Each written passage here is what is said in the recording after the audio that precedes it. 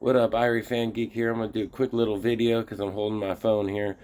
Just on the Padres and what I think they should do. We're in the off season.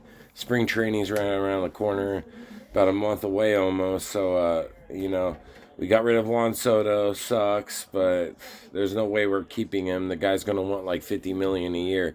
And we got some pitching for him, which is cool. Some young, controllable pitching. Um, but we're not as good as we were last year, and last year we finished barely third. So we got to fill this offensive depth. We got rid of Trent Grisham, thank God. It became the other team's strategy to literally load up the bases for Trent. How many times did that guy bat with the bases loaded?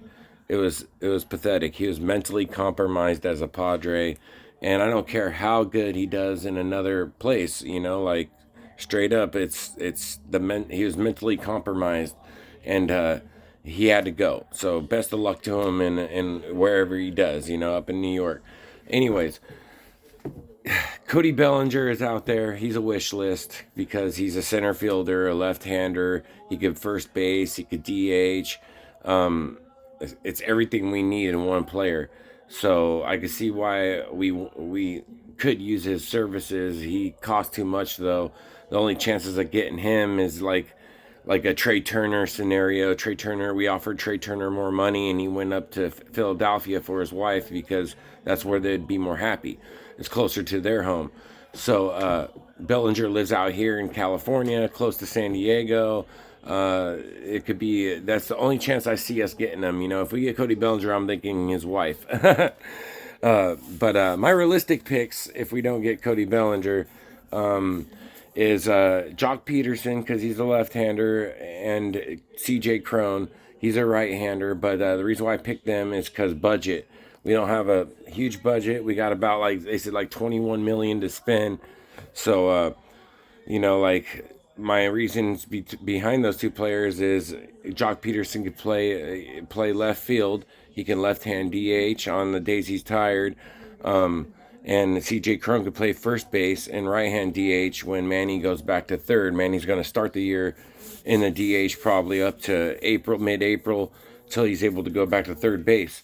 And Jake Cronenworth is not first baseman. Look, I got my Cronenworth jersey, but I'm going to tell you this. He needs to go back to second base or he's going to become the next Myers. You know what I'm saying? Because Will Myers, he was, a natural born first baseman, and I think Jake Cronenworth is a natural born second baseman. And when you move players around positions, it can mess with them.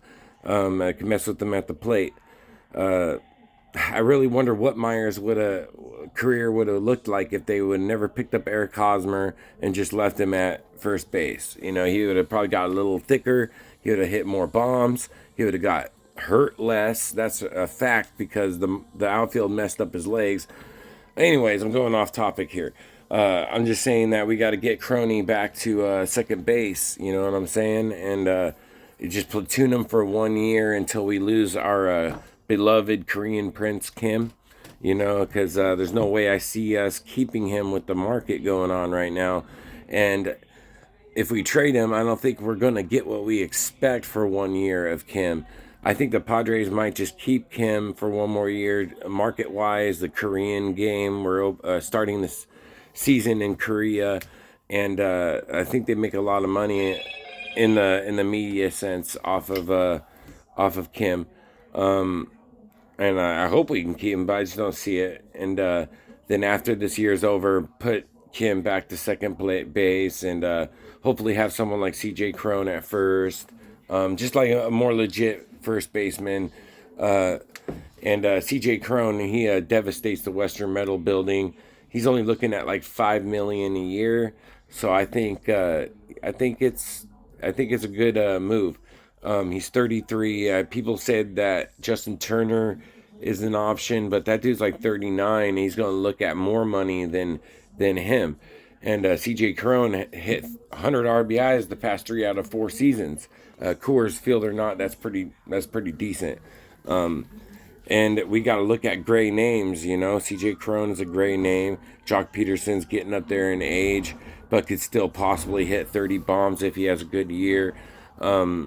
it's that's what we got to roll a dice on this year, because we can't just sit back and call this a rebuilding year or a transition year, because Manny Machado and Xander Bogaerts are in their 30s. They're just, and you're wasting their career.